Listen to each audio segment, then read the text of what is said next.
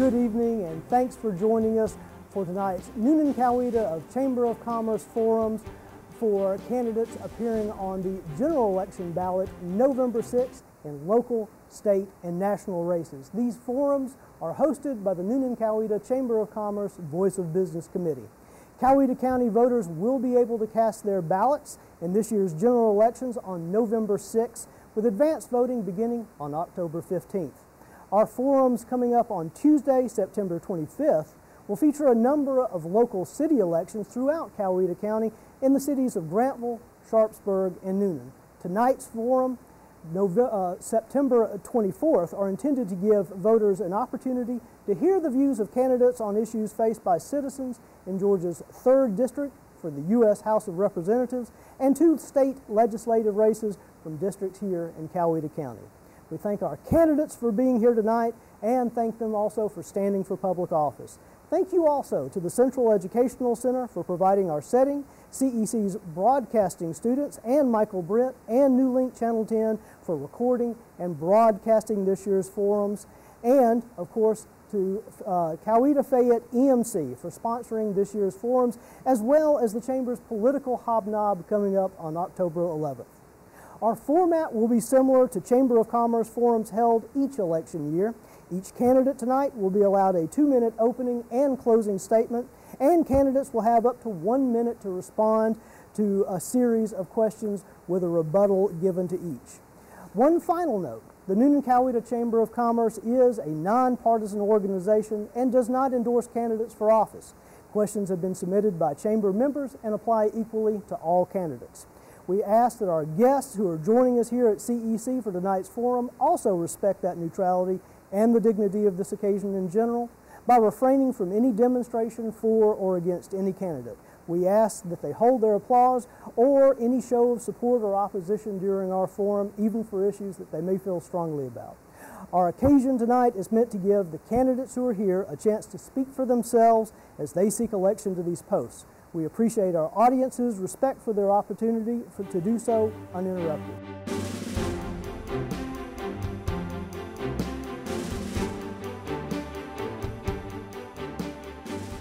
Well, for our first forum, we're going to welcome incumbent Drew Ferguson and challenger Chuck Enderlin, both running for U.S. House of Representatives, District 3 here in Georgia. Gentlemen, thank y'all very much for being here tonight. Thank you. I'm joined, by the way, right behind me by Shelley Phillips of Coweta Fayette EMC, who is going to serve as tonight's timekeeper. And thank you very much, Ms. Phillips, and thank you again to Coweta Fayette EMC for sponsoring this forum tonight. Gentlemen, as I mentioned earlier, we're going to open our forum with 2-minute statements. That's going to be followed by a series of questions with 1-minute answers, and the opportunity also for a 30-second rebuttal therein. We're going to stagger our questions so neither one of you will be the first or the last to answer each time. Mr. Ferguson is going to be the first of our candidates to make his 2-minute opening statement in just a moment, followed by Mr. Enderlin, and that way Mr. Enderlin is going to be the first person to answer the first question of the evening, and so on. Again, you're going to be given a warning by Ms. Phillips when your time is nearly up, about 10 seconds or so, and then a signal when the time is completely up. Of course, if she does that and you're in the middle of your thought, please don't stop your thought. Go ahead and finish it, but just try to keep us going throughout the evening. So, with that, we're going to start our forum and start with our opening statements. Each of you should use some portion of your opening statement to tell us a little bit about yourself personally and professionally, and tell us why you have chosen to seek office. We will start tonight with Mr. Ferguson. Well, good evening, everyone, and thank you for the chance to be with you. I'm Drew Ferguson, running for I'm the Republican candidate for the 3rd Congressional District of Georgia. I was born and raised in West Point, Georgia, grew up there, moved back home after attending the University of Georgia and graduating from the Medical College of Georgia, and opened a family dental practice. And in the 25 years that I was there practicing dentistry, I saw my community really begin to fall on hard times. We saw what happens when you lose jobs and you lose your manufacturing base. And we decided to get involved in our community and try to rebuild it, and we did. And now our community is part of a thriving district here with a strong manufacturing base. And the lessons that we learned at the local level were things that we thought we could take to Washington, D.C. to help make America the most competitive place in the world to do business. The things that we focused on were getting the regulatory environment right, getting the tax environment right, and making sure that our young people had the correct pathways in education to take advantage of a 21st century economy. We've done that in Washington, D.C. Our economy is growing at a record rate, and we have more jobs being created than we have people applying for work right now. We have been able to do that by fixing the regulatory environment, creating a tax system that not only benefits the middle class, but also completely changes the international business code. And now we've eliminated the reasons that a company would leave the United States to go overseas to locate their headquarters. We're seeing tremendous progress. We've changed our mantra in education, and now we're looking for many new pathways, just like you do right here at the CEC in Newnan, to make sure that our children are connected with a growing economy. If we continue to do this and we continue to focus, we'll have the resources that we need to make sure that, number one, we can fund our military to defend our freedoms around the world, make sure that we have the resources to pay down our national debt, and most importantly, do the things necessary to continue to make sure that our freedoms are protected, including health care. Thank you. Thank you, sir. Mr. Enderlin, your opening statement. Good evening, everyone. Thank you for coming tonight. I'm Chuck Enderlin, and I'm the next congressman from Georgia's 3rd Congressional District. Now, we as a nation are at a crossroads right now. Our deficit is up to almost $1 trillion. Healthcare costs continue to rise faster than inflation. Middle-class taxes are actually set to rise every single year. Corporate profits are up, but real wages are not keeping up and are actually falling. Each day, hundreds of brave men and women enlist for a war that started before they were born. And at the same time, veterans are coming home to a country that refuses to fulfill the obligations we owe them for fighting America's battles. High schoolers graduating next year will struggle to find a job that pays enough so they can support themselves. College students will face taking on a mountain of debt just in the hope of finding a career. And we have great programs here at Coweta, like the Georgia CAP program, but even great programs like that can't help everyone. But we can build that brighter future. In 43 days, Georgians will go to the polls and vote on our direction. For the first time in decades, voters in Georgia's 3rd Congressional District can vote for a candidate that will fight for a living wage. They can vote to build roads, bridges, and expand broadband internet to our rural communities. They can vote to ensure our hospitals stay open and that Americans can purchase Medicare. And they can vote to keep our promises to our veterans, ensuring that our VA is focused on providing the specialized care rather than simply selling it off to the lowest bidder. But we can't do these things if we don't come together, listen openly to each other, speak honestly, and find those points of agreement instead of putting up walls between us. That's the servant leadership I've practiced in my 15 years in the United States Marine Corps. And that's exactly what I will do as your representative, but only if you vote for Chuck Enderlin for United States Congress. Thank you. Thank you, Mr. Enderlin. Both of you, in your opening statement just now, of course, talked about, as we would expect you to, the policies that are most important to you, the policy positions that you think are important to citizens around the 3rd District. Let me ask you a more personal question, sort of as a follow-up. Both of you also referenced somewhat your work and life experience, and I'd like you to expand on that a little bit. Take a minute each and tell us of how your life's work experience, particularly your professional or business experience, would likely guide your decision-making as a United States Congressman. We'll start with Mr. Enderlin first. Absolutely. Growing up, my parents taught my sister and I to work hard, and they taught us to help other people. And those values of service led me to want to join our nation's military. I accepted an appointment to the Naval Academy, joined the class of 2003, and was commissioned as a 2nd lieutenant in the United States Marine Corps. For 11 years, I served on active duty wherever my nation called, at home and abroad. And I finished up my active duty career at NAS Meridian, Mississippi, teaching and training the next generation of naval aviators, not just on how to fly airplanes, but how to lead. I continue to serve in the Marine Reserves to this day. And that lifetime of service and that experience at the federal level brings us the experience and the judgment that we need to make these tough decisions. The fact that I'm a Democrat in the military can give you some confidence that I know how to reach across the aisle, to find those points of agreement, and to find the solutions that can work us together. In the military, we're not concerned about where you're from, what you do, what you think. We're concerned about getting the right results and getting results that help everyone. That's what I can do as a U.S. Congressman. Thank you, sir. Mr. Ferguson. Sure, and it wasn't that long ago, as I mentioned in my opening statements, that our community had really fallen on hard times. We had watched bad decisions in Washington, D.C. really destroy our hometown. And so we knew what it took to rebuild our community. And it really took reaching across the aisle. Most folks don't realize this, but I'm from a very blue city in a very red district. Our city is about 62% Democrat as the vote goes, maybe a little bit more now. And I was elected 3 times as mayor. And what we learned during that experience is that you've got to reach across the aisle, you have to be innovative, you have to be willing to listen. And one of the things that I think has been very special about this experience in Congress is I've been able to take that spirit of cooperation to Congress, and most people don't realize this, but this is the most bipartisan Congress in about the last 50 years. And most of the time when I say that to someone, they just shake their head and say, I can't believe that. But of a record number of bills that have made it to the president's desk to be signed, 68% of those bills are bipartisan. That's a pretty remarkable number in this day and age, and we'll continue to work because I know what it takes to reach across the line and be a productive member of Congress. Thank you, sir. We'll start with a number of questions on several issues facing citizens. The first several will be on the United States economy, also the budget and so forth. Talk particularly about the economy itself. Official U.S. unemployment rate, and of course, if I give you any figures tonight that y'all disagree with, please go right ahead and disagree with them. We get it from the same news sources. But official U.S. unemployment rate continues a downward trend, posting at 3.9% last August, lowest level since the 1960s.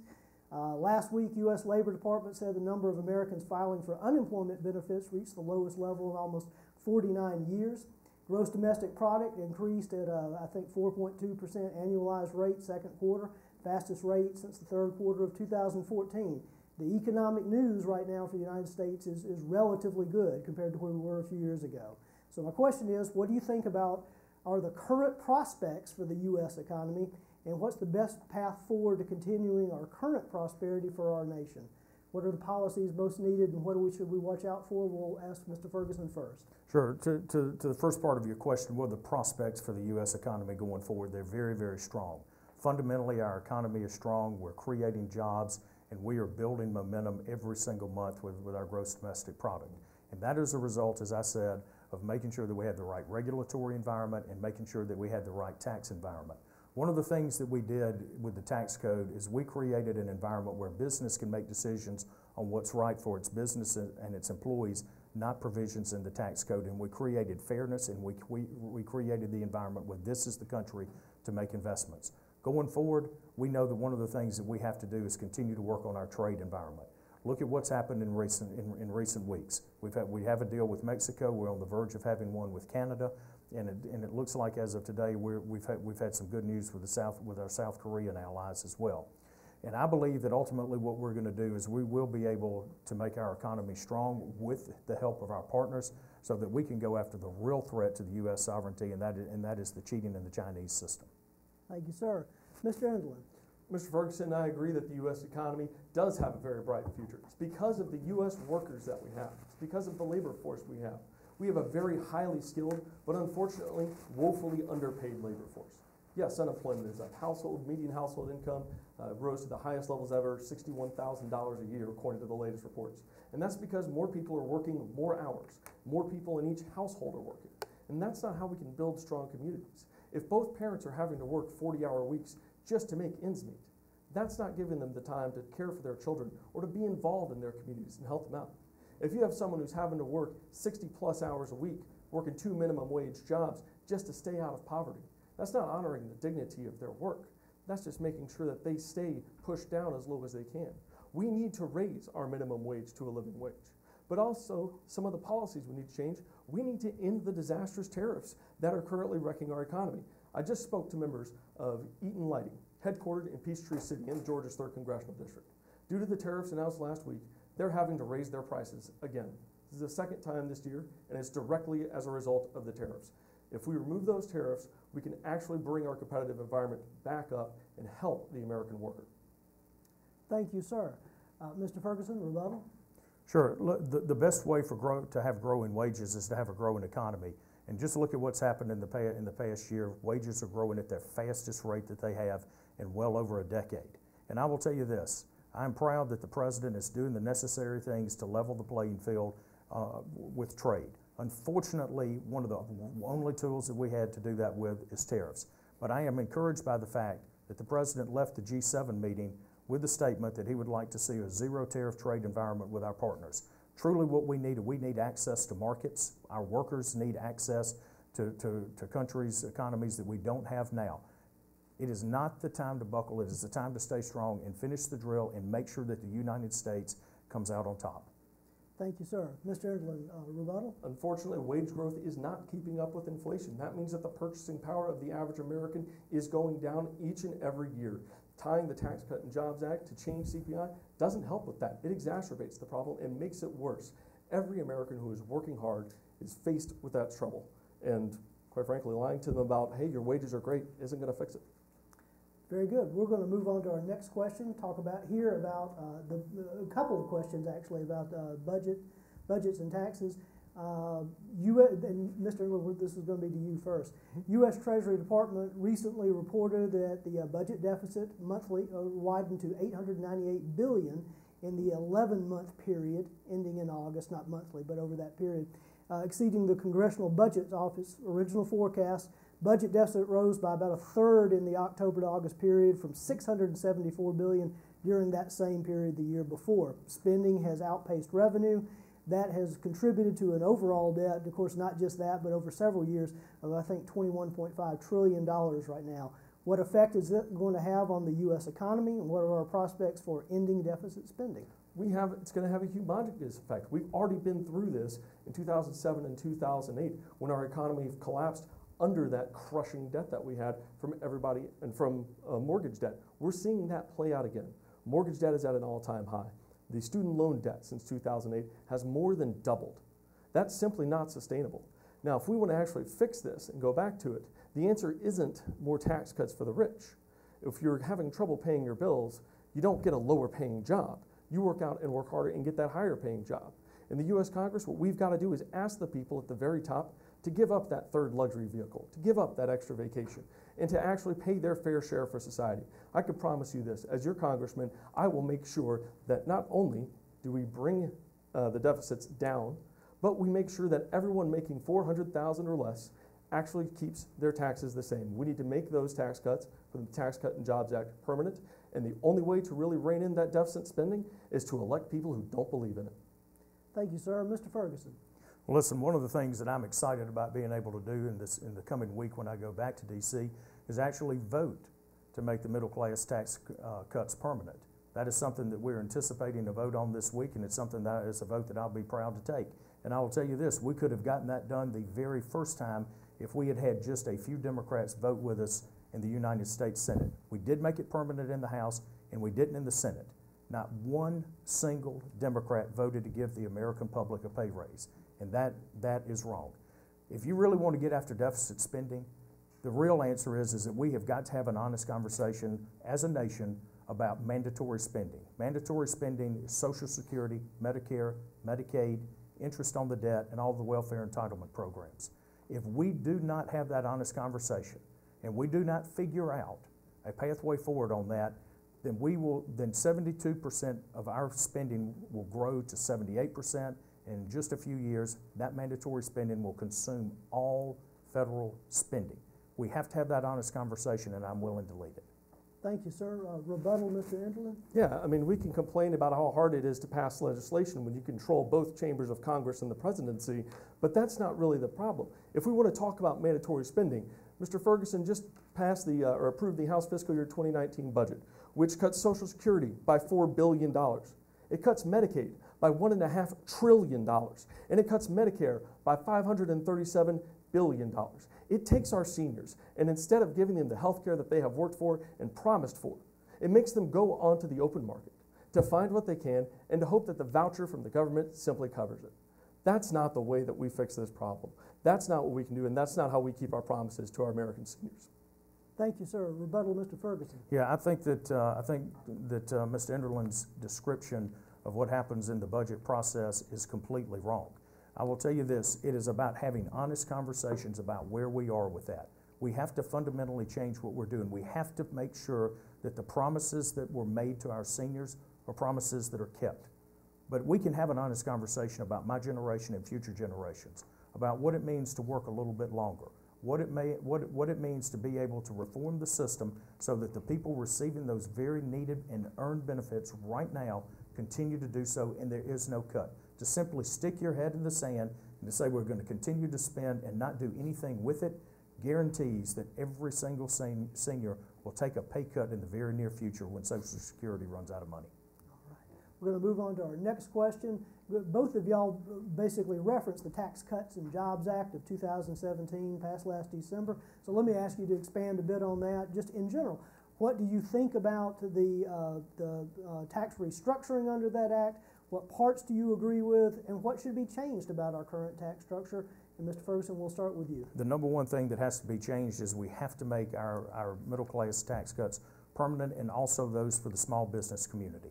I'll say it again, if we had had just a few Democrats vote with us on that bill, we could have done just that. But unfortunately, they stood on the sideline and decided not to participate in that process. Going forward, if we continue to refine our tax code, we continue to work hard to make sure that this is the most competitive place in the world to do business, we can stay ahead of other nations. We absolutely cannot wait 30 years to rewrite our tax code again. We must work on it every single year to remain competitive. Thank you, sir. Mr. Enderlin. Our leaders need to take responsibility for the things that they pass and the things that they don't pass. If we couldn't get those middle class tax cuts permanent under your watch, that's not a failure of the Senate. That's a failure of the people standing in front of you. But let's talk about the Tax Cut and Jobs Act, because there's a bunch of terrible things in it. One, those tax cuts do expire. So by 2027, if you make less than $75,000 a year, which is the majority of American households, you are better off under the old law, not under the Tax Cut and Jobs Act.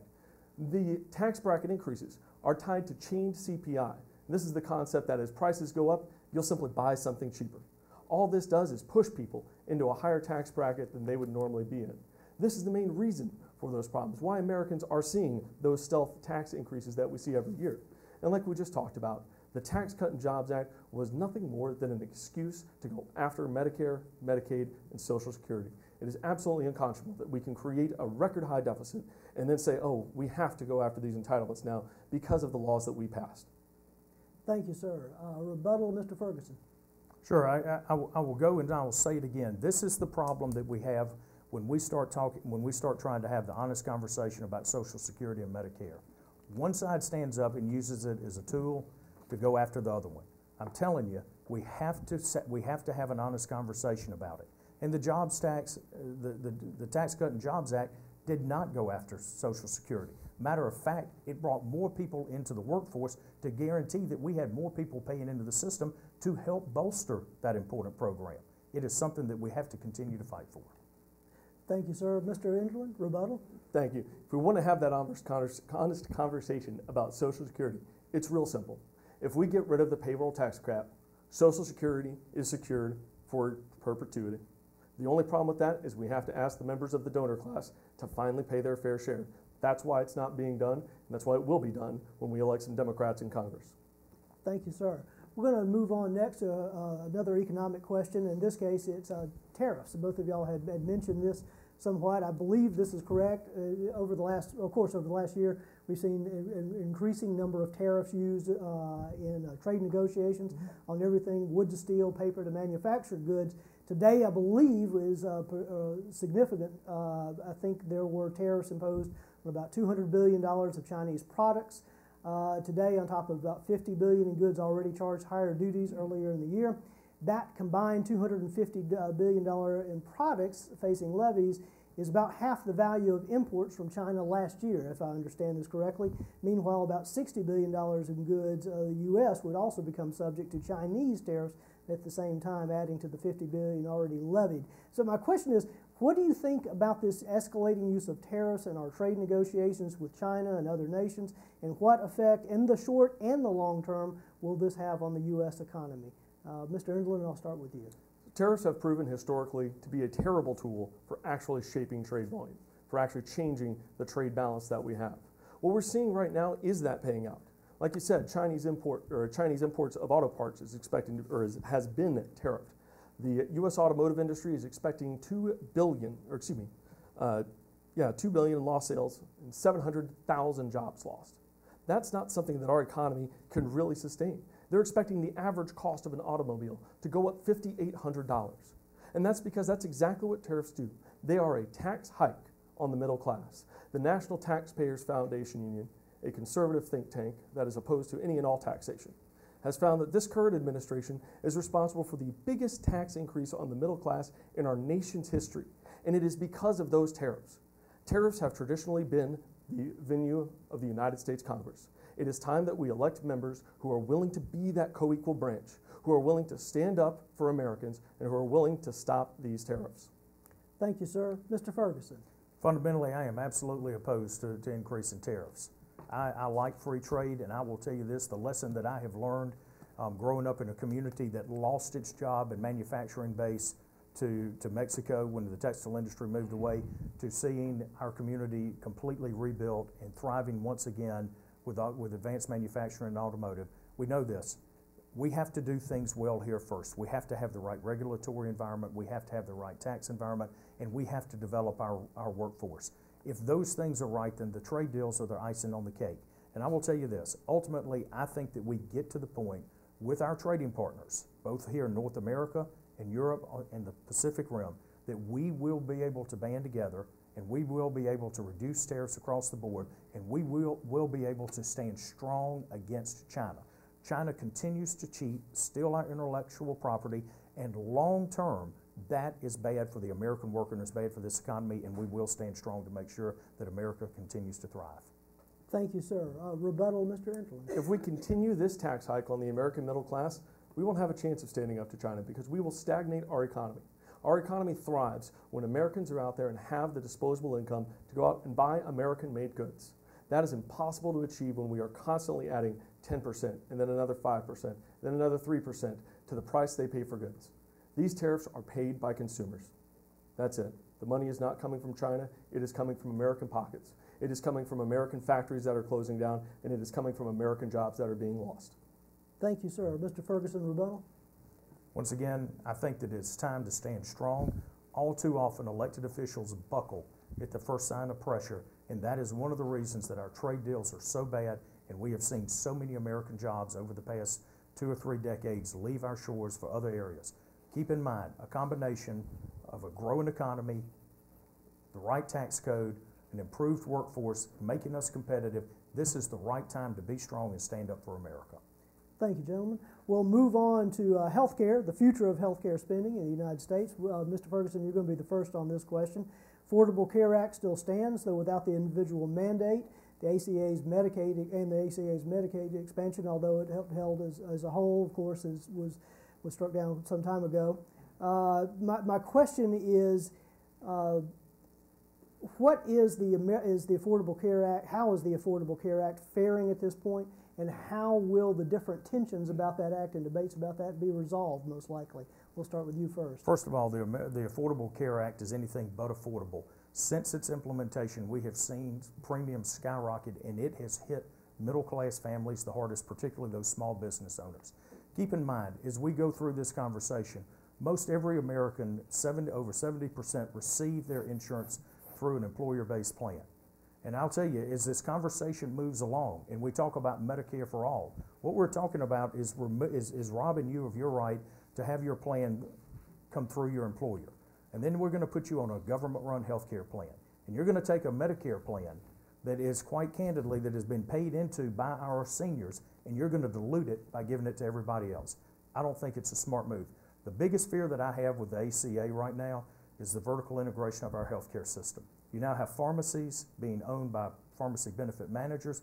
Those are being owned now by insurance companies. The hospitals are next, and the providers are after that. That will completely eliminate the patient's choice and the right to choose the doctor that they want to go to. Thank you, sir. Mr. Enderlin, you.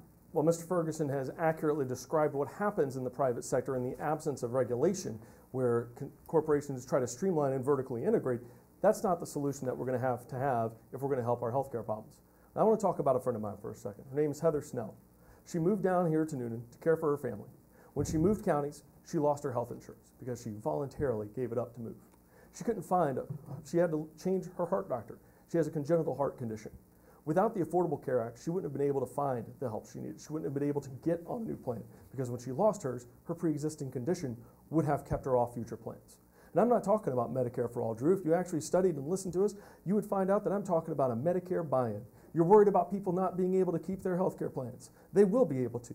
They'll just have the option to take Medicare and purchase into it at the per capita rate. We could even make it budget positive and put a little pad on top of it if it helps satisfy the Republicans in Congress. But a Medicare public option gives people the chance to buy health care they can use, health care they can afford, health care they can take with them across state lines, and it allows the open market to find those efficiencies and encourages other health insurance providers to do the same. Thank you, sir. Mr. Ferguson, rebuttal? Yes, I will tell you that that the vertical integration of the healthcare system, making it bigger, is not the right thing to do. I put a hand on a patient every day for 25 years. I cared for people across all backgrounds. Every one of us has a family member that has been touched by a chronic disease that is expensive to care for. There are many other ways to do this, but we have to remember this country has become confused between health care and health insurance and health benefits. And I think that we can find the right balance, but to me, putting more dollars into a government-run system is not the way to do it. Thank you, sir. Mr. Enderlin, rebuttal? Healthcare costs continue to expand to the point that you can't get health care without good health insurance. And we talked about government plans. I had one of those for several years. It was called TRICARE. It was the best healthcare plan I could ever ask for. I showed up to a hospital, showed them an ID card, and I was good. I had several times where my wife called me and said, hey, before we take our kids to school tomorrow, you need to take me to the ER. I had security and comfort through that great health insurance that surprisingly was from the government. If we take a look and if we act smartly, if we take the lessons that we have, we can model it after TRICARE or we can model it after Medicare. We can change the name if you want.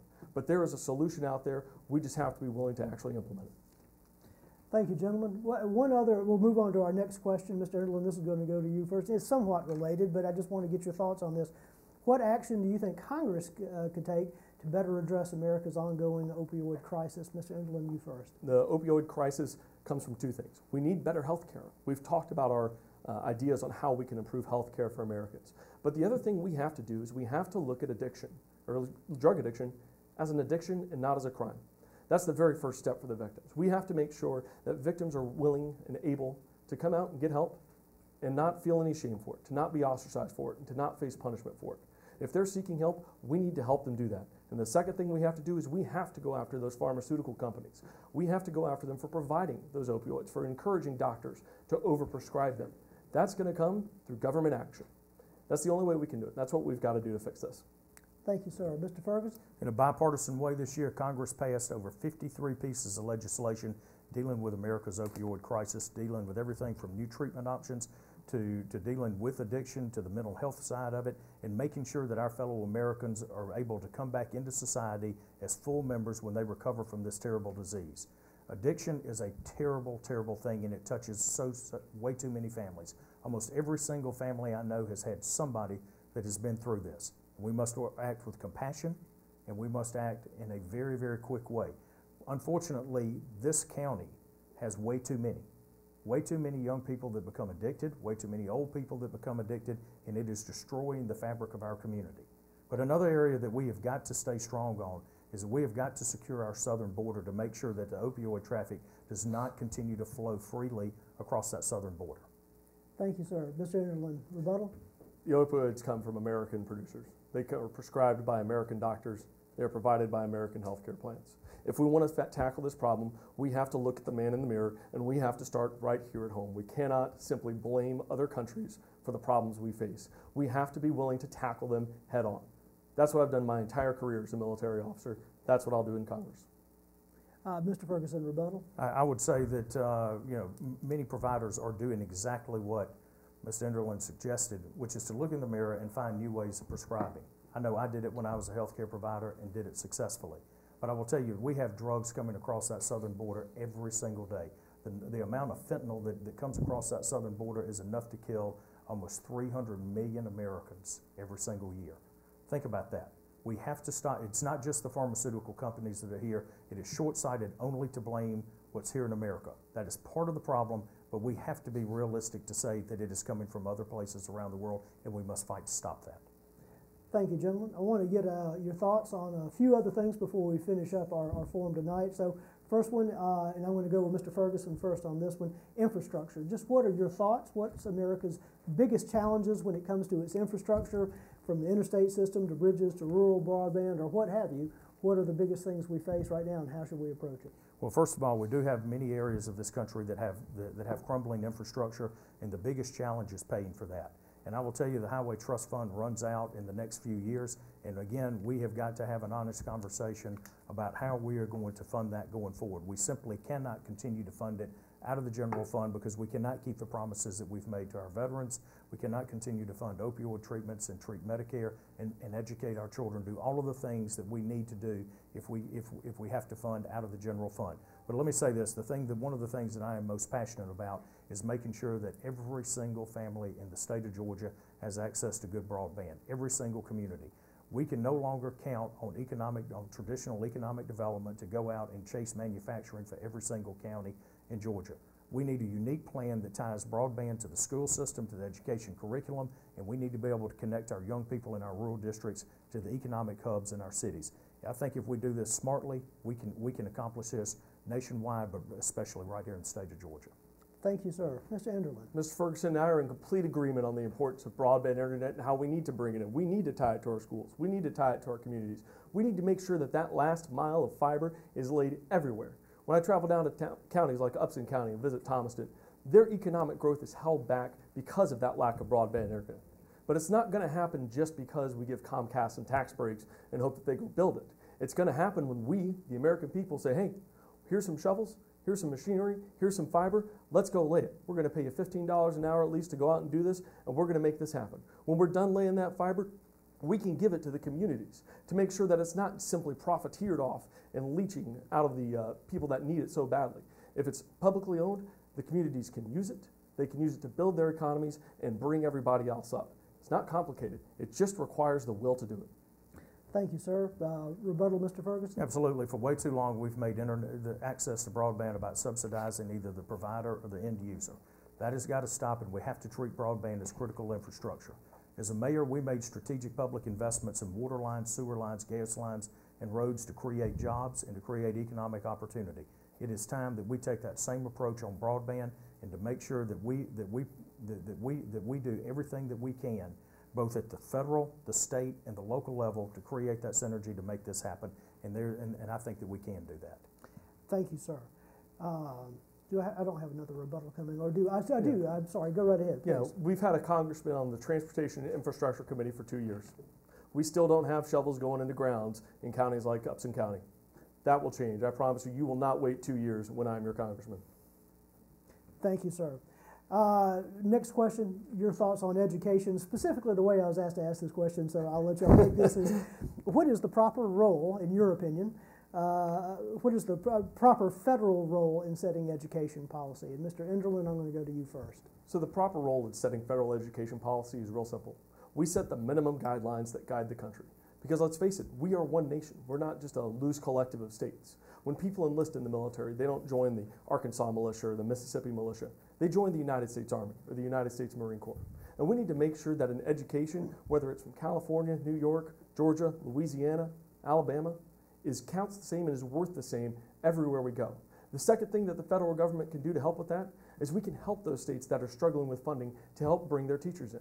We can help not just with direct teacher pay raises, but we can help with loan forgiveness programs. Becoming a teacher requires at least 4 years of college education. This saddles our teachers with debt, and in many states, they don't pay or earn enough to be able to really pay it off. If we, as a federal government, allow the teachers who are working in those public schools to have their loans forgiven, we can solve our teacher crisis and we can improve education throughout the country. Thank you, sir. Mr. Ferguson. The more you see the federal government involved in education and dictating to every single state and every single school district the way that they have to do it, you begin to see failure, and that's what we've seen. I am so proud of the work that's being done right here in the state of Georgia, and particularly in communities like Coweta with the Central Education Center. We have to allow flexibility, and we also have to recognize that not every kid has to go to college. I tell you what, I've got 4 children, very different backgrounds, all of them very, very bright. And I will tell you, they will all take very different pathways to success. And one of the things that we have got to do is provide enough flexibility to make sure that states and local communities can develop education systems to fit the needs of their growing economies. One of the most striking things to me about Congress is how different our nation is based on regions. Yes, we are one nation, but the way the Northeast thinks about things is vastly different than the Southeast, and the way we think about it in the Southeast surely isn't like California. We have to be able to account for that flexibility and to make sure that local communities have control of their education so that they can meet the needs of their growing economies. Thank you, sir. Mr. Enderlin, rebuttal? Local communities do have control of their education. When I talk with teachers and when I talk with students, it's frustrating because there's not a lot that the federal government can really do to influence those. I don't want people from West Virginia telling us how to run the Georgia schools that my children go to. And I'm sure the people from West Virginia don't want me doing the same thing for them. But what we can do is lay that foundation. We can help out, we can give the resources they need to succeed, and most importantly, like I said, we can make sure that every education, everywhere, that high school graduate is just as equipped for a job anywhere in the country, regardless of where they graduate. Thank you, sir. Mr. Ferguson, rebuttal? No rebuttal. All righty. Let me ask y'all then about immigration. And this question is going to go to you first, Sure. Mr. Ferguson. It seems like nationally, I'm not talking about between the two of you gentlemen, but nationally the debate over immigration has grown particularly poisonous. What's your solution to America's current immigration policies, and what do you think can actually be passed out of Congress? And I'll start with you, Mr. Ferguson. Sure. I will tell you, of all of the things that I've seen in Congress, maybe even including health care, this is the most divisive issue in our country. And I will tell you what I think, one of the reasons, we have a conversation about illegal immigration and legal immigration. And one of the problems that we've got right now is that we're having a very visceral debate on two sides. Number one, what do we do to secure our southern border to stop illegal immigration? And what do we do with the young men and women that were brought here by their parents, but through no fault of their own, and that have been raised in America and have never been back to their country of origin? Those are two very visceral issues. And if you ask the DACA kids what they want, the list is long. If you ask them what they've got to have, it's to end the fear of deportation. I think that if we can secure our southern border and we can end the fear of deportation for the DACA kids, then we can begin to have a real honest conversation about legal immigration in the middle. We have to have a strong guest worker program. Talk to any business around this country and they will tell you that they need workers from around the world to come in and fill jobs that Americans simply are not equipped to or won't take. Thank you, sir. Mr. Enderlin? Unfortunately, the reality is that the largest source of illegal immigration is people who overstay their green cards and their visas. It's not from our southern border. But it's a divisive issue in Congress because it comes down to the heart of who we are. It comes down to the heart of who we see as people, and more importantly, who we see as Americans. My family immigrated here, I think, in the early 1900s. We don't really have any good records. Best I can figure, we came over from Germany during a period where they were executing Catholics for being Catholic. I have no idea how we got here. I have no idea how they moved to Arkansas. But all I know is that through hard work and through that American spirit, they accepted the values that we have in America. They work hard. They love their neighbors. And that's the kind of values that we have to bring in. If we want to talk about the DACA children, we've already answered that second visceral question of what do we do with people who have been here and are working hard. The Trump administration answer, and the answer supported by Congress, is to kick them out. United States military veterans who have served their country in Afghanistan, who have fought and bled on the fields of Iraq, are being deported because they lack the proper documentation or because they were brought here as children. That's not compassionate, that's not humane, that's not American, and that's something that we could have stopped if Congress was willing to do it. Thank you, sir. Mr. Ferguson, rebuttal? I'll tell you what's inhumane and not right, and that is to allow people that want to do us harm to continue to come across this border. We as Americans can absolutely recognize the diversity and the good things that come with people from around the country coming to become American citizens the right way, the legal way, and participating in our economy and making our lives better. But what we can no longer continue to do is to have people come across this border that join gangs, that are involved in human trafficking, that are involved in opioid addiction, and the number of terrorists that are caught every single day at the border. It is absolutely un-American not to defend ourselves against the people that want to do us harm here. Thank you, sir. Mr. Enderlin, rebuttal? We can defend our borders, and we can retain our humanity and our compassion. That's what we have to do to be American. When people come across the border of this country, they usually don't know how the American immigration system works. We don't exactly have schools set up in Mexico or Nicaragua so that people can learn, here's how to follow the American immigration system. If you want people to prioritize legal immigration, when we find them, when we catch them, bring them in. See where they're going to go work. See where they're going to get their green cards. Because the majority of people coming to this country are coming because they want to build a better life for themselves. They want to build a better life for their children. And if we welcome them, they not only build a better life, but we build a better country. Gentlemen, thank you all very much for that. That comes to the end of our questions. We're going to move on to closing statements in a few moments. And of course, the time constraints being what they are, there may be any number of issues that we didn't get a chance to talk about tonight that y'all might want to. Please, in your closing statements, make sure you bring those up. But we are going to go to both of those tonight. We're going to reverse our opening order. And Mr. Enderlin, we'll start with you with a 2-minute closing statement. I want to thank the Chamber for hosting this event, Dean for moderating, Congressman Ferguson for coming and sharing his views, and for everyone watching for becoming a more informed voter. Now, as I travel across the 13 counties of this district, I meet people who need help. Sometimes we see the results of great leadership through innovative programs like Carrollton's Farm to School program. And ideas like this can build that foundation for a strong future by helping each other. But I also see the results of leadership failures. I hear from people like Mayor Trammell in West Point, who worry that the new tariffs on car parts will cause the Kia plant to close and jobs to flee this town. I talk with Army veterans like Marcus, who can't get the care they need in Columbus, or worse, are ridiculed and insulted when they go to the VA for help. I listen to women like Madeleine Croteau of Noonan, who went without her heart medication, choosing instead to spend her life savings on medication for her grandson, Cole, because Cole's father couldn't get health insurance through his job. Now, I joined our Navy in peacetime. I answered our country's call when war came to us, and I continue serving to this day.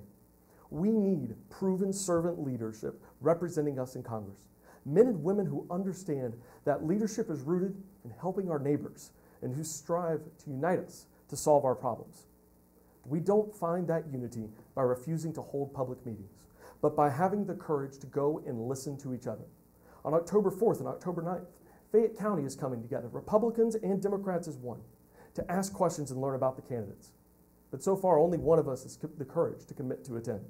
Only one of us is actually seeking that unity we need to build a better future. Your vote matters. Absentee ballots are available. Early voting starts October 15th. Election day is November 6th. If you want to join me in building a stronger country, help us out at votechuck.us and vote for Chuck Enderlin for United States Congress. Thank you, sir. Mr. Ferguson, your closing statement. I ask everyone to think back just a few years ago to their mindsets about their jobs, about their small businesses, about their economy, about the fear that they had in their life.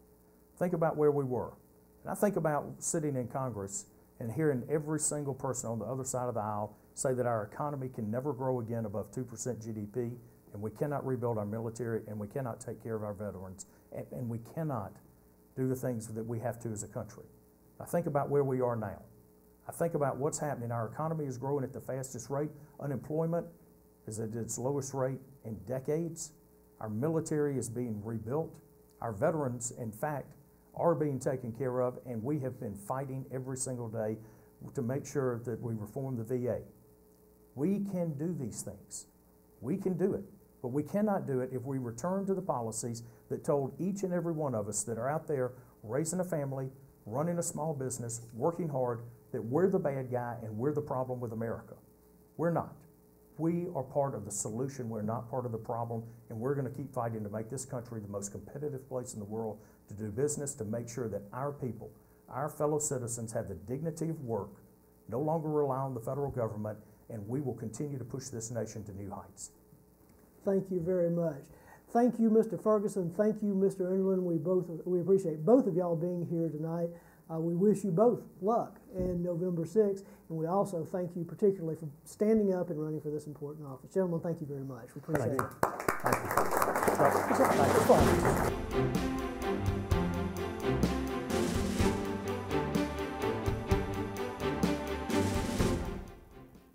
Thank you, and welcome back to our Noonan Coweta Chamber of Commerce forums for the 2018 general election. We're going to have two races that we'll feature now coming up. First one being for representatives for District 71, Georgia House of Representatives. Just want to make a mention really quick also. Again, thank you to Coweta Fayette EMC for sponsoring tonight's forum, and of course, as always, thank you to the Central Educational Center and New Link Channel 10 for our production tonight at the Central Educational Center. I understand that these will be up aside from being also on New Link Channel 7, also be available on the Noonan-Coweta Chamber's website, noonan-cowetachamber.org, on September 28th. So thank you again to Central Educational Center and New Link and Channel 10. We're going to go now to Georgia House of Representatives for District 71. We have two candidates in that race, Republican incumbent David Stover and his Democratic challenger Tom Thompson.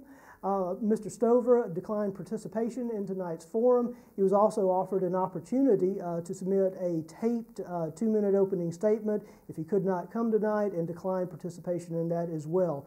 We do have his challenger with us, Democratic challenger Tom Thompson. Mr. Thompson, thank you very much for coming.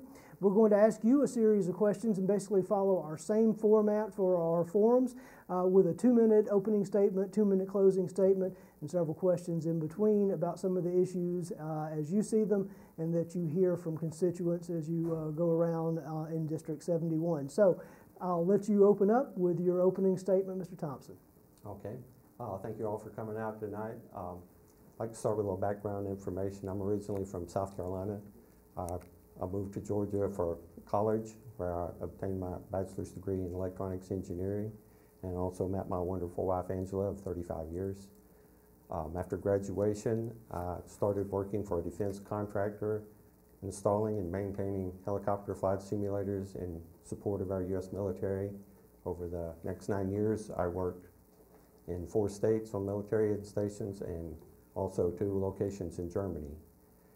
During this 9 years, my wife and I were also blessed with 2 wonderful daughters who are both graduates of our fine education system here in Coweta County and also our Georgia State University system. In 1992, I came back to Georgia to settle down, stop the traveling, and obtained a similar job with Delta Airlines, where I have been since that time.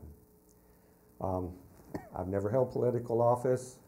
After the 2016 election, I started looking and realized that 80% of the state legislative seats ran unopposed, and I thought that was a travesty. We really should give a choice to the people of Georgia.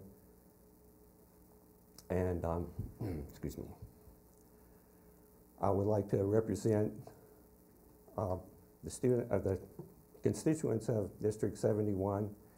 Right now, I feel that our Georgia legislature is not really adhering to the best interest of the state, as we're 45th in Medicaid spending for patients, 37th in education spending for students, and we have the 10th highest poverty rate in the state and the 5th highest percentage of residents without health coverage.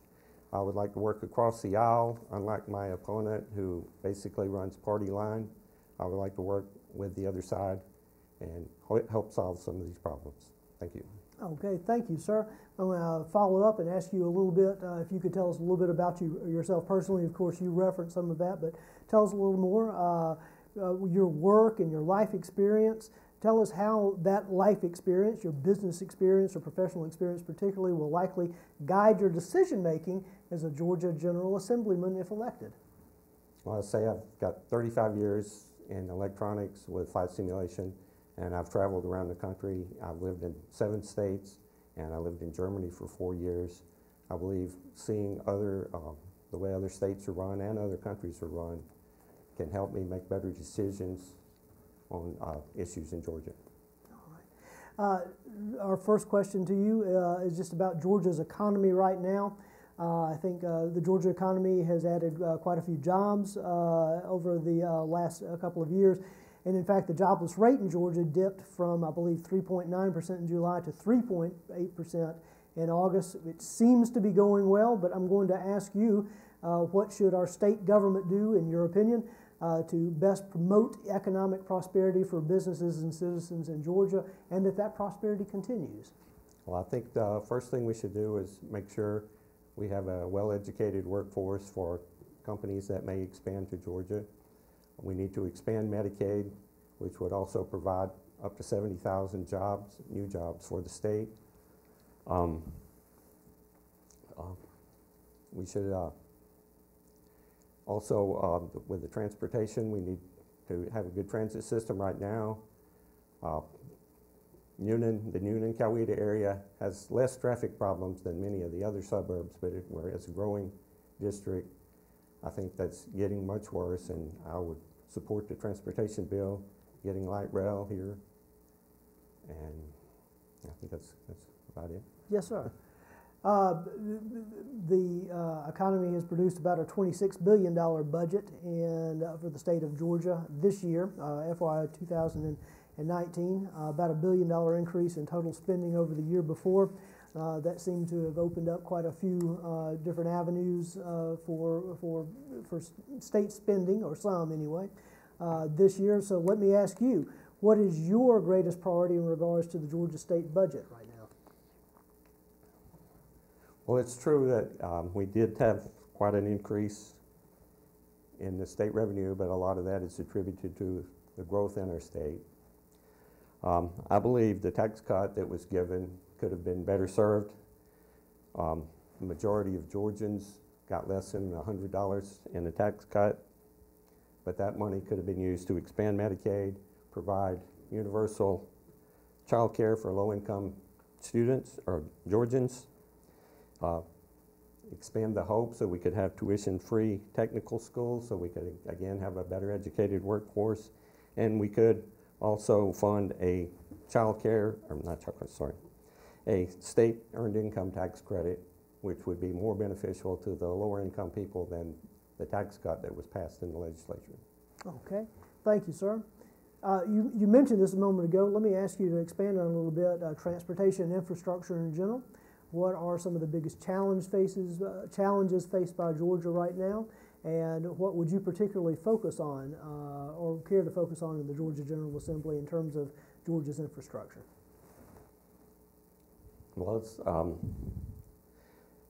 as I said, public transit is a top priority for corporations moving here, because they want workers to have easy access to jobs, maybe in Atlanta, or if people live in Atlanta, coming to Coweta.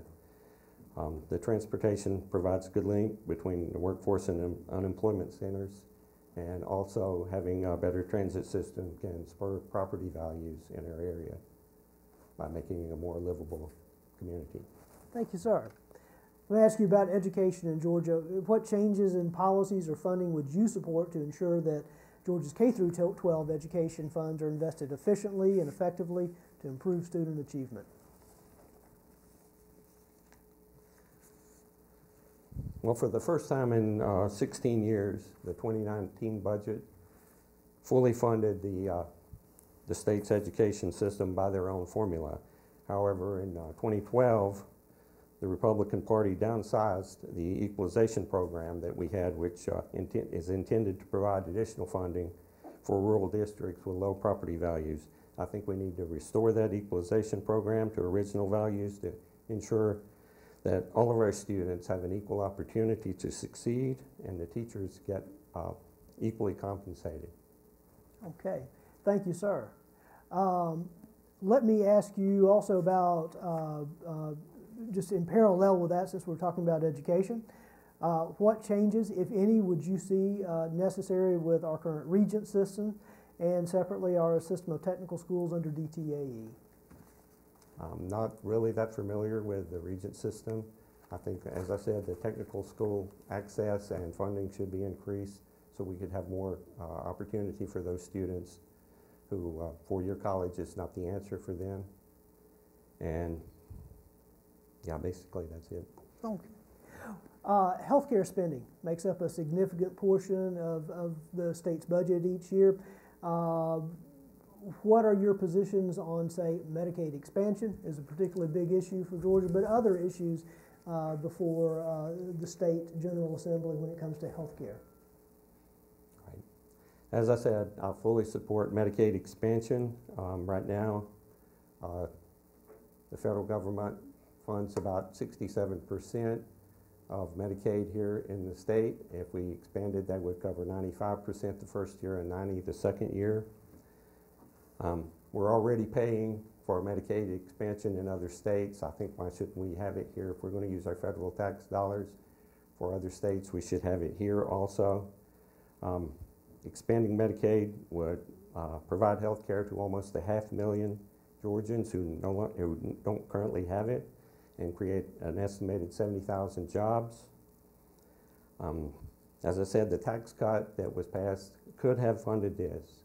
And one more really important issue on the healthcare or the Medicaid expansion is we've had 8 rural hospitals close in Georgia since 2010, since the ACA was enacted. And we have in rural Georgia, some people have to travel as much as 2 hours to get to a hospital, and that's just a travesty. Thank you, sir. Sort of a follow-up question, I think, but about the opioid crisis that Georgia, our community, and of course the entire nation is facing. I think all of the constituent communities in Georgia are trying their best to get a handle on that, but as is the state as but from the state of Georgia's perspective, what do you think we could do to better address the ongoing opioid crisis in our communities? Okay. I recently attended the town hall that they had at the Art Center 2 weeks ago, and they're doing excellent work there as far as making sure that our students and young people don't have access to opioids. But I was a little disappointed in the fact that most of their panel and most of their emphasis was on keeping these drugs out of the hands of our teenagers and young people, when the bigger problem, 60% of opioid deaths come from actual health events and people getting addicted on a prescription that they've gotten. I think we should spend more money on treatment centers, and also I think we should look into medical cannabis. It's been proven in states that have a viable medical cannabis bill, they have 25% lower opioid deaths. And I think our Senator Matt Brass recently has talked about expanding the program to provide CBD oil to those people who can get the prescription. I think we should go a little further, and I would like to work across the aisle with Senator Brass to get that done. Thank you, sir. And just last question, just in your opinion, what's the state of public safety in Georgia? Do you think our communities are doing a good job there? Yes, I think our community and our state, our county is doing an excellent job. My wife and my family were at the recent protest of the white supremacists, and I think they did an outstanding job keeping any violence from occurring. And I do believe that we need maybe some more training and funding for body cams to protect both the officers and the people. Okay. Thank you, sir. We'll go on to your closing statement now. There may have been some things we didn't talk about, but please treat those in your closing statement, but you'll have 2 minutes. Okay, as I said, I don't believe that our current legislature is adhering to the will of the people. The majority of the people in this state would like to see Medicaid expansion. I believe the number is 58%. The majority of the state would like to see a viable medical cannabis bill. The majority of the state would love to see improved funding. And I'd just like to state that as your representative, unlike my opponent who posted on his Facebook Friday that his reason for not attending was because the Chamber of Commerce was not a credible organization, I would like to say that I think you're doing an excellent job, and when I'm elected, I will always be available to my constituents. I will hold town halls, and I will be open to the people. Thank you, sir. Mr. Thomason, I appreciate it. Thank you for running, and thank you for coming tonight. Good luck on November 6th. All right, thank you. Thank you, sir.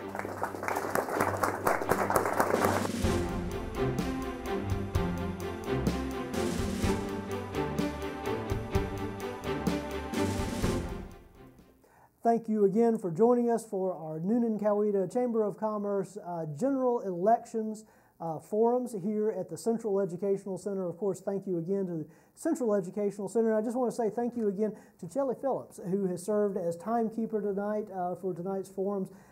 Thank you, Ms. Phillips. I appreciate that. And of course, thank you to Coweta Fayette EMC as well for sponsoring tonight's forums and Tuesday night's forums here at the Central Educational Center. Our race tonight also is going to include the two gentlemen in front of me. This is for Georgia House of Representatives, District 132. We have Democratic incumbent Bob Trammell and his Republican challenger Leonard Gomez. Mr. Trammell, Mr. Gomez, thank you very much for coming tonight. Thank you also for both of you for standing up and running for this important seat. I will go over very quickly again, just for a moment, our rules for our forums as we always follow here at the Chamber of Commerce. I'm going to open our forum in just a couple of minutes with a 2-minute opening statement. That's going to be followed by a series of questions with 1-minute answers, your opening statement being 2 minutes, but the answers for the questions being 1 minute, and the opportunity in each one of those for a 30-second rebuttal after both of you had an opportunity to answer. We're also going to stagger our questions throughout the evening, so neither one of you are going to have to go first or last each time. We're going to have Mr. Trammell with his opening statement in just a few moments. But again, once again, thank y'all both for being here tonight. So with that, we'll start with our 2-minute opening statement. Mr. Trammell, you are first up. Great. Well, first of all, I want to thank the Newnan Coweta Chamber and Coweta Fan EMC for sponsoring this event. And I want to thank everybody that's here tonight, everybody that will be watching this on television for taking the time to get informed.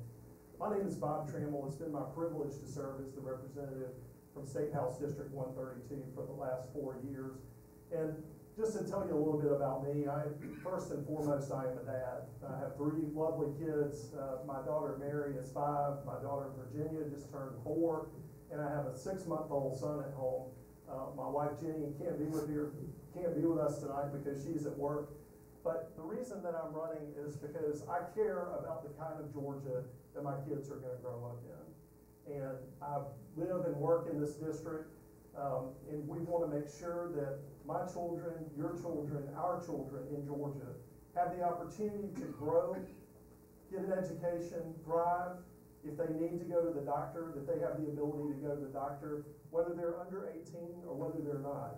And so the big issue facing Georgia is that we need to make sure that Georgians have that opportunity, the opportunity to get affordable health care.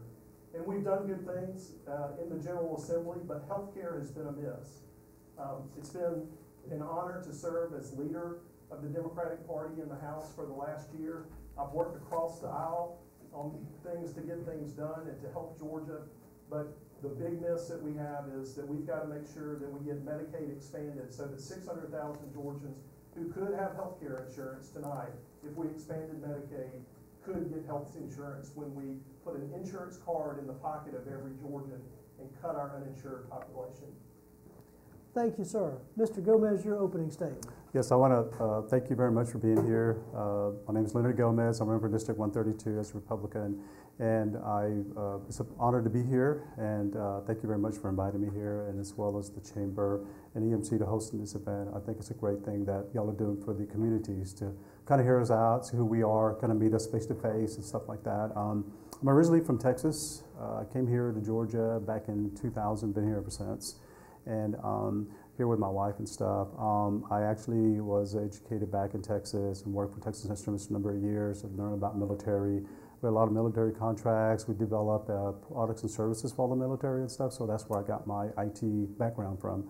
So I've been in IT ever since. I'm actually an IT consultant for a local IT firm in Atlanta. Enjoy doing that, but my passion is really people. I believe in the community. I've been working with the community, volunteering my time for years and years, ever since the late 80s. Develop constituents along the way, and I thought that would be the best bet for me because I love to be around people, help people, and figure out what really makes them, tick, and hear the voices, what's going on in their local life, whether it's health insurance or jobs or how the economy is affecting them, as well as taxes, things like that. So I've really been involved with that quite a bit in different ways, and I would like to see that the hardworking Georgians here our number one priority, as well as our safety, to make sure that we are delivering the services to all communities and bringing everybody together, building bridges and relationships for the future of our kids, and be in a place where we can enjoy living and want to retire here and educate our kids and have fun, and even the visitors that come here have fun too as well and say, hey, this is a great state, I want to come and live here as well and retire here. So that's really what I'm about, and I appreciate it for allowing me to be here today. Yes, sir. Thank you. Appreciate both of y'all being here. Let me ask you sort of a follow-up question to both of you. We'll reverse it and start with Mr. Gomez this time. This is our first of our questions, so a 1-minute answer. But just expand a little bit on what you were just talking about in your opening statements. Both of you referenced your personal lives and your professional lives. Tell us a little bit more about you personally. Tell us how your life's work experience, particularly your business or professional experience, is likely to guide your decision-making as a Georgia legislator. Mr. Gomez. Yes, I think my experience in the corporate world has helped me so much in developing those leadership skills, working with people from all aspects of, high-end executives to low-end, and being able to say that I can work with any individuals. I believe I'm a people person.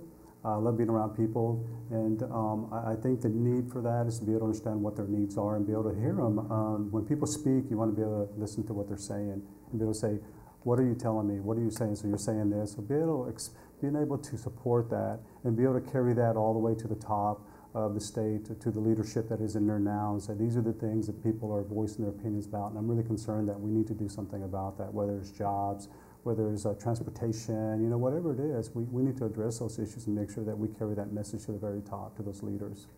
Okay, thank you, sir. Mr. Trammell, same question. Great, thank you. And so for the past few years, I've had the opportunity to serve as the representative. And during that time, I've worked collaboratively when collaborative work made sense to make Georgia a better place. But when it was time to take a stand and stand up and fight for regular, everyday Georgians, I've done that. That's my track record, that's my experience, and that's what I would bring to bear in the General Assembly. But talking about beyond just the basic experience, you also have to talk about the basic qualifications for the job. And one thing that informs my public service is being available to people in the district. And the most basic qualification that we have for the job is you have to live where you're going to be the representative. And I do that. And I will continue to do that. That's where I work. And I think that is an important component. It's so important that it's enshrined in the Georgia Constitution, and it gives us an opportunity to be accessible to the constituents, take their concerns to the legislature, and turn those into public policy that's good for all Georgians. Okay, thank you, sir. Mr. Gomez, rebuttal? No, sir. All right. We'll go on to our first question. This one is about the state's economy. Mr. Trammell, you'll go first on this one. According to the Georgia Department of Labor, Georgia's economy added about 12,000 jobs last month, I believe. State unemployment rate ticked down a bit further than it had already. Jobless rate dipped from 3.9% in July to 3.8% in August, which means I think we're doing a little bit better than the national rate. In Europe, that's good news. My question is, what is the long-term prognosis for Georgia's economy in your opinion? What more or different should our state government do to best promote continued economic prosperity for businesses and citizens in Georgia? So we have been fortunate in Georgia to be the beneficiary of a great economy, and that's come from design and some good leadership and some good things that we've done at the Georgia General Assembly. But we can't sit back and rest on our laurels. There are a few things that are absolutely coming down the pipe that we have to be able to address. And one is that there will be a tremendous demand for labor and talent for businesses already here and businesses that are going to come to Georgia. So we have to make sure that we make a commitment to continue to fully fund our public education system, that we invest in career pathway opportunities like we do right here in Coweta County at the CEC, and that we continue to build and expand those programs so that we have people ready to go into the labor force and they are trained and ready to take those jobs that are here. Georgia is a talent magnet. People want to come here, jobs want to come here, but we have to make sure that we're doing that. And the second thing is we just have to make sure that we don't get choked out on our own success, that we continue to invest in the transportation infrastructure in the form of roads and transit to make sure that we can move product and people to and from the work site. Thank you, sir. Mr. Gomez, same question. I think it's about building relationships from the local leaders, the businesses, all the way down to LaGrange. Getting with those constituents and leadership and figure out what vision do they see the next 5 or 10 years? What kind of jobs are you going to be looking for? What kind of jobs are you going to be needing? What kind of workforce can we be able to develop in these local schools and technical schools and develop those curriculums for those future jobs, whether it be technical, construction, labor work, things like that, because we need that. Our infrastructure definitely is falling apart. So we need to find a way that we need to answer back to that. Yeah, it was great to have engineers and all that, but I think we concentrate on those kind of things, that we can keep America rolling and believe in our future, that these kids coming out of schools and things like that are going to be able to build our bridges, construct our roads and things like that, because we don't definitely need to expand the roads. I think that we need to really fix our roads that we have now so we can be able to travel on them, the transportation, you know, be able to transport things overseas, things like that, bring them in here, bring all the goods and services here, what it needs in this community. That's what we need, is be able to thrive on that and deliver those kind of visions and be innovative as we go and say, okay, are we on the right track for the next 5 or 10 years? How are we going to do this? But you know what? It's about getting those constituents locally here in this business to figure out what is their need, and so we can deliver those needs and wants for them to keep a future for our communities, keep them together, keep them wrapped up, and be able to do things like that. Thank you, sir. Okay. Mr. Trammell, rebuttal? I don't have any. Okay, we'll move on to our next question to talk about your budget priorities as a Georgia General Assemblyman. Georgia's General Assembly passed a $26 billion budget this year of FY19, representing an increase, I believe, of about $1 billion in total spending over the FY 2018 budget. Annual state revenue growth has been good, averaging 6.3%, 2011 to 17, 8.4%, 2004 to 2007. When you look back on that, and Governor Nathan Deal on Monday announced that Georgia's net tax collections for August 2018 are up by about 7%. That again is great news. That has certainly allowed some greater flexibility within the Georgia General Assembly over the last year or two. So given that, what is your greatest priority in regards to the Georgia state budget? And I believe for this time we're going to start with Mr. Gomez. I think one of the priorities would be education. It's making sure that we are delivering education to our communities, as well as keeping our teachers that we have. It's so important that we keep our talent, and how are we going to do that besides recruiting, but you got also retention. Be able to give the teachers raises that they're needing really bad. When I was on the road and stuff, doing my door-to-door knocking, I met a teacher on the road, and she said it'd be great if we would get a little more raises and stuff. We really need that. You know, it's really a bad situation when you're having to dip out of your own pocket to buy materials and supplies for the local students and stuff like that. So be able to deliver things like that and help those kind of independent school districts and the education system is be able to deliver that. But keep in mind that, you know, we also have to figure out what is it that we're all needing, and making sure that we deliver those rights with our constituents and stuff like that. To be able to work with leaders up in the state capitol and figure out what's happening across all the education system across Georgia and stuff like that, and making sure we're delivering and be able to educate these kids, because those are our future. We have to make sure that we are delivering the proper education curriculums that'll give them a future, and for the kids as well, to say, hey, I can be able to deliver, I can work when I get out of high school, I can work when I get out of college, because I have this great training leadership that I got when I was in school, and making sure that we keep up with that. Thank you, sir. Mr. Trammell. So one thing I want to say about the budget that we just passed this year is we fully funded quality basic education, the basic funding formula for public schools, for the first time in the formula's history. We still need to do more when it comes to public education and adjusting the funding formula, but that was an excellent thing that came out of the session. But in terms of what we need to do, and the big miss that we have punted on literally year after year after year in the General Assembly, is health care. 33 states have expanded Medicaid and take advantage of the federal funding that is available to insure their residents, to make sure their hospitals are more sustainable. In Georgia, we are one of 17 states that haven't done that. Of those 17 states, 2 states presently actively have Medicaid expansion under consideration. And so in terms of what it means in our budget, for a $250 million investment of state dollars, we could draw down $3 billion of federal funds, money that's going to New York, California, Ohio, to already cover their residents. We could insure 600,000 Georgians. We could put a stimulus in our rural hospitals, 6 of which have closed since 2013. And we desperately need that in Georgia, and that should be a top priority in the next General Assembly. Thank you, sir. Mr. Gomez, rebuttal? No, sir, no rebuttal right now. All righty. Move on to the next one. Just ask you quickly, Georgia's taxes.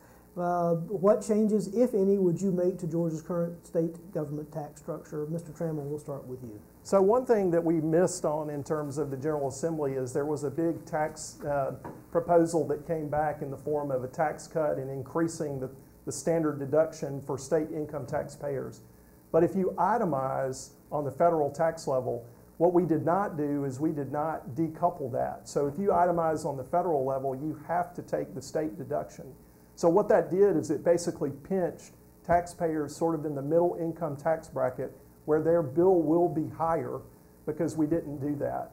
And that is something that we should be able to go in and do and take advantage of to make sure that there's broader equity in the taxing system. I think that our tax policy, we also have to be cognizant of the federal tax changes that passed from the Trump administration and the impact that that's going to have on services in Georgia in the future. So given the big tax package that we just passed in the state, I think we need to make sure that we're monitoring what that effect is and take a wait and see in case we need to make further adjustments, aside from the decoupling issue. All right. Thank you, sir. Mr. Gomez. Yes, I think when it comes to tax cut, we got to make sure that we are properly doing those in a way that our citizens are getting full credit off of that, and making sure that we are regulating the proper tax cuts and what effect it's going to have on individuals all the way down to South Georgia and stuff like that. So tax cuts are good, but it depends where that affects, who's going to affect by that and how is that going to happen and stuff like that. And being able to regulate that in a way that it'll make a difference in our paycheck, not taking more out of it, stuff like that, because that's not, we don't need that. So I believe that regulating tax cuts is important to see where it's going, how is it going to affect, and who's it going to affect, and what way is that going to affect individuals. Okay. Mr. Trammell, rebuttal? Well, the only other thing I would say is Georgia has, of course, a balanced budget amendment, and to make sure that we are good stewards. So every year that I've been in the General Assembly, we've passed a balanced budget. We've been good stewards of the taxpayer dollars. We just need to make sure that we continue to work for Georgians and adjust our budgetary priorities to do things like we can make sure that our schools are fully funded and that we have health care and we can put insurance card in the pocket of each Georgian. Thank you, sir. Mr. Gomez, rebuttal? I'm good, sir. Thank you. Let me ask your thoughts on transportation infrastructure. And we're going to start, Mr. Gomez, with you first on this one. What, in your view, are the most important infrastructural challenges in the state of Georgia, and how would you approach them? I think the most important thing is actually building, repairing the roads that are broken, the bridges that are falling apart. Yeah, we can build wider highways, but I don't think that's the answer.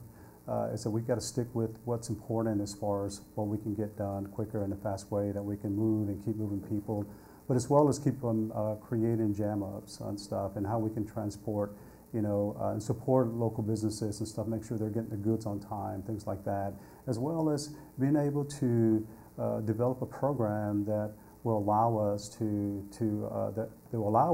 be able to say, hey, is this really working for us, and what kind of future do we have 5 or 10 years down the road? Is this going to impact us further or worse, or is it going to be better off? Not only that, I think that a lot of parents are spending a lot of time on the road rather than time with their children, so we can find a way that we can be able to better that in a way that they're able to spend more time with their kids rather on the road all the time. So how can we do that? Maybe build some local transit systems, things like that.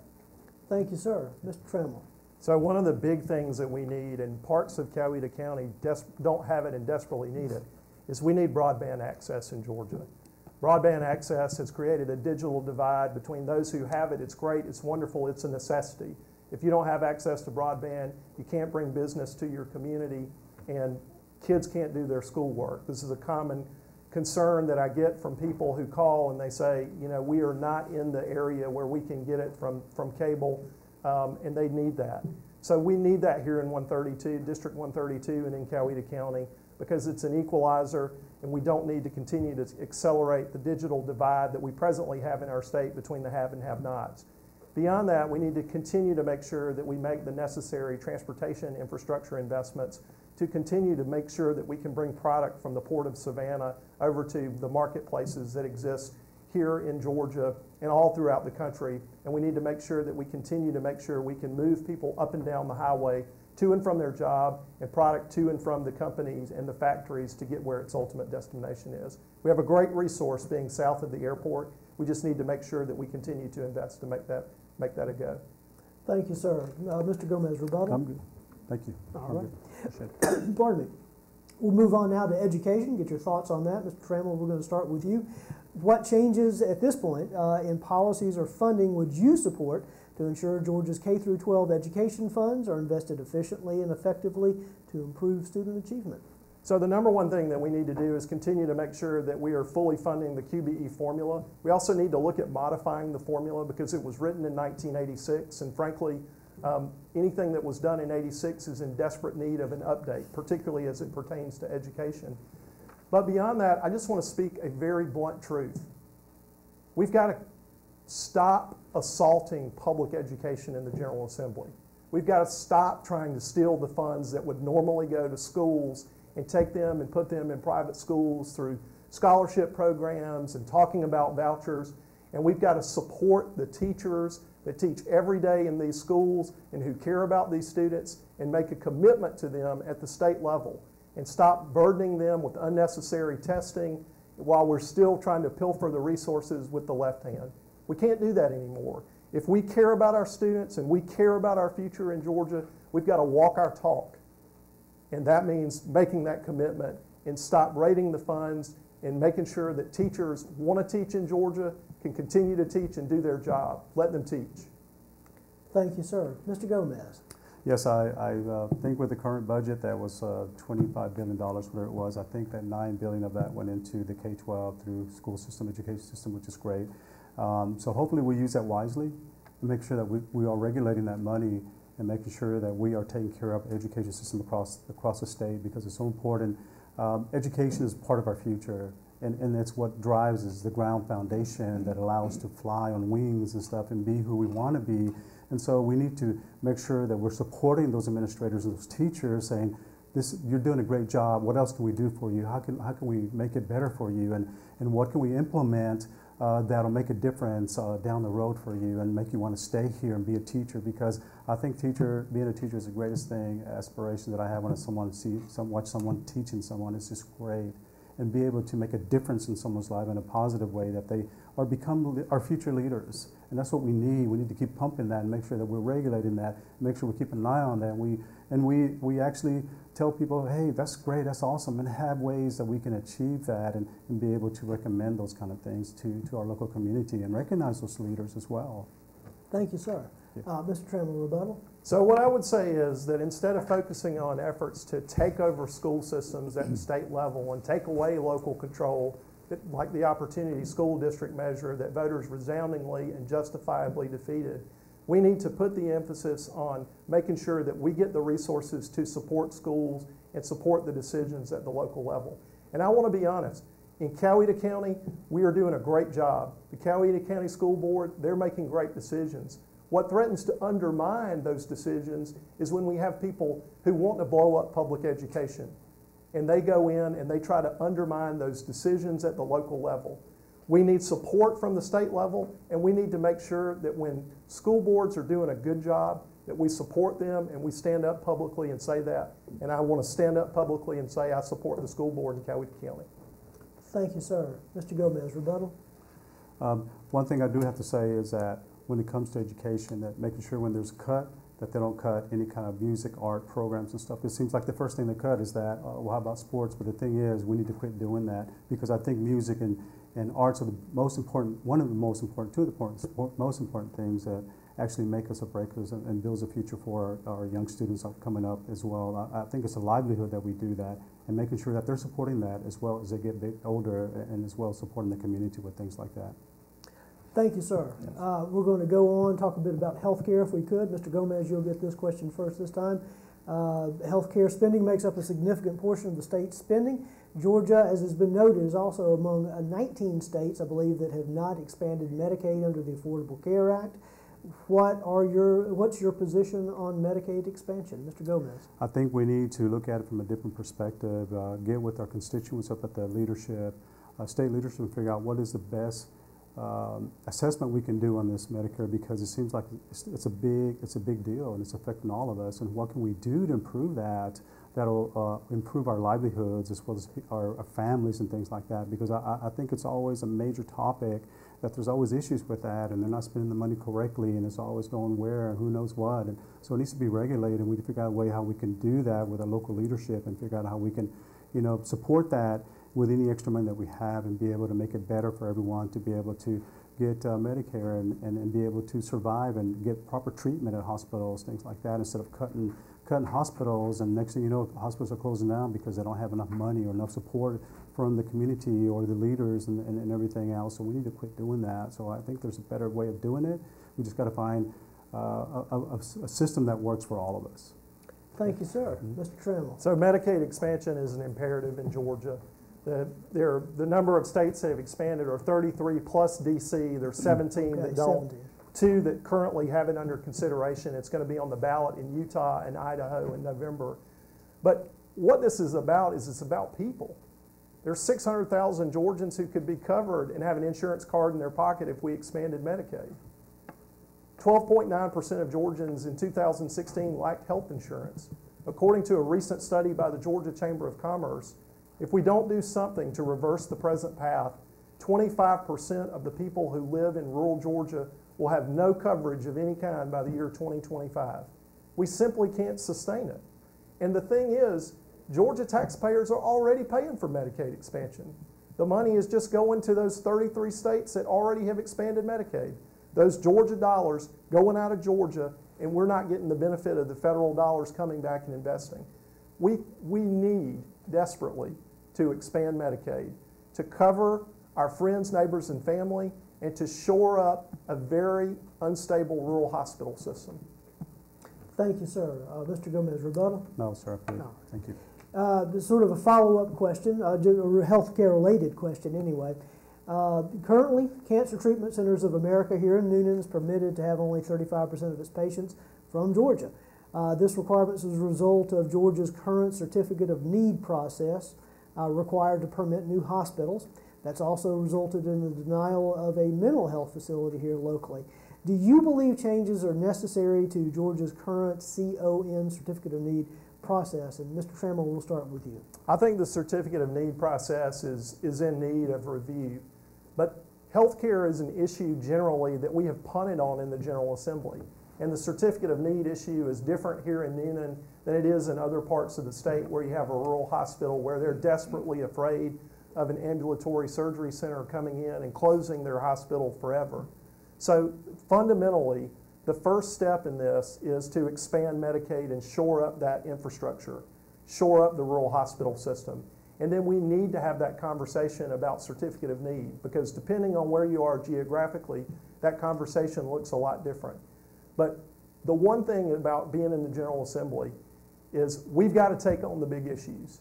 That's what the voters send us to do, and we need to do that and make that commitment and not try to duck the issues, put a Band-Aid on in the form of a tax credit, claiming we're saving rural hospitals, and then kicking the can down the road for another day. People's health is too important. Local economies are too important. Thank you, sir. Mr. Gomez. Yes, I think that we need to look at that from a different perspective as far as trying to figure out what's the big need in these local hospitals and stuff with mental health care, because I've talked to some people in the past about that, and they were concerned because they have members who were mentally, challenged and stuff, and there was no care for them and stuff, and they didn't know what they were going to do.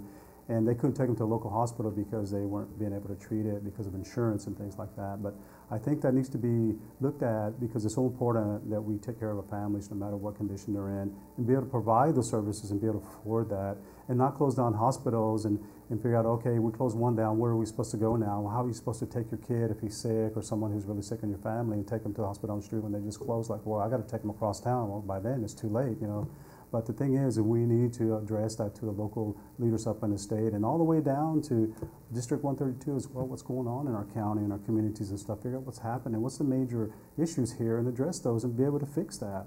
And we can do that with the right leadership. Thank you, sir. Mr. Trammell, rebuttal? I think we just want to make sure that we maintain a patient-centered focus on health care. And we haven't done a good job on that in the General Assembly, and we have to fight to do better to make sure that we are thinking about the patient. Thank you, sir. Mr. Gomez, rebuttal? I'm good, thank you. All right. Well, gentlemen, I apologize. We've come to the end of our time for our forum. I want to thank you once again, both of you, for coming. There are probably a number of issues that you are hearing from your constituents and fellow citizens in District 132 we may not have gotten to yet. If you would, when we go to our closing statements, if y'all would make sure you address those during that time. But we will go to our closing statements right now. Mr. Gomez, we'll start with you this time. Thank you very much, appreciate it. I think the most important thing is really supporting our local communities, building bridges, relationships, bringing all the leaders locally from here all the way down to Meriwether and Troup County and all those, and figure out what's the best formula that'll fit hopefully all of us, so we can all get along and try to make things work out, because it's about coming together, making it work, and coming to a solution that's really a problem for all of us, whether it's healthcare, education, transportation.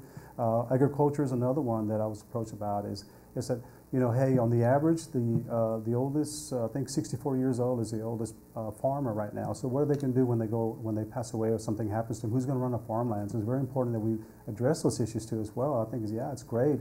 I think it would be good if we could open up a local school somewhere with an agriculture curriculum to train these young kids to figure out, hey, how do you run a farm? How do you train cows and horses and things like that? You know, because I had went to one of the Cattlemen's Association in Coweta, and they had talked about things like that. I was like, wow, you know, I never thought about that. It's a great idea. Oh my gosh, you know. But anyway, so it's about that and being enticed with what's going on and hearing our voices, the voices in our local communities, people that are talking, what are the issues, and be able to address those and bring it up to the state capitol. And so as a leader, I would love to do that, to be able to go to all the communities all the way down, the schools, the businesses, because it's all about them, and it's not about me, it's about them. What can I do for you? How can I help you? And what can I address that's very important in our communities, and be able to bring that together and address those kind of issues.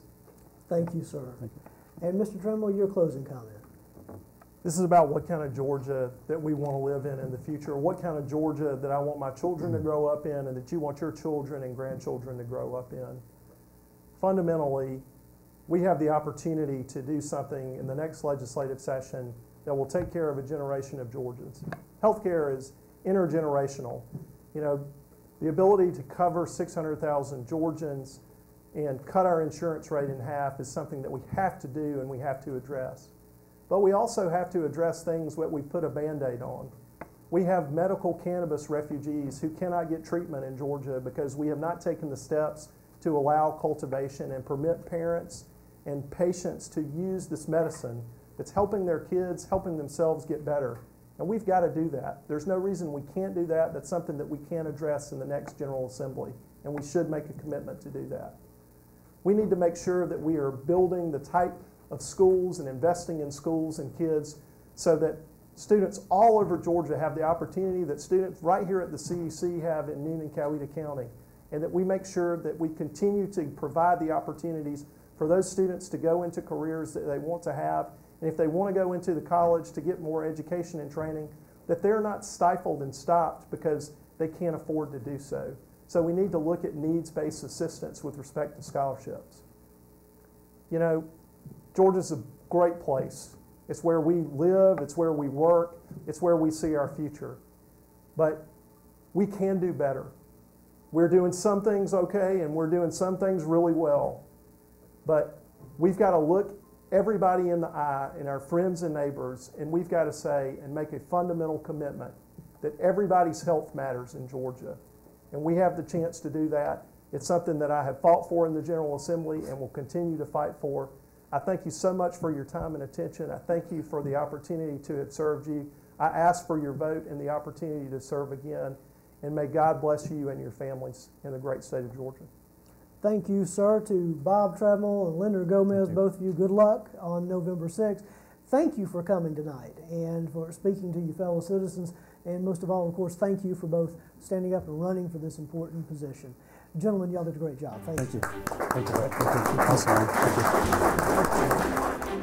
Thanks for joining us for these forums brought to you by the Newnan-Coweta Chamber of Commerce and the Chamber's Voice of Business Committee. Thanks also to our candidates for coming tonight and for running for these important offices in our community. I'd also like to thank the Central Educational Center for providing tonight's setting, and I'd like to thank the CEC broadcast students, Michael Britt, and New Link Channel 10 for taping and broadcasting tonight's forums. Thanks also one more time to Coweta Fayette EMC for sponsoring this year's forums and for sponsoring the Chamber's Political Hobnob on October 11th. Again, we appreciate our candidates, and we hope all of you get out and vote on November 6th.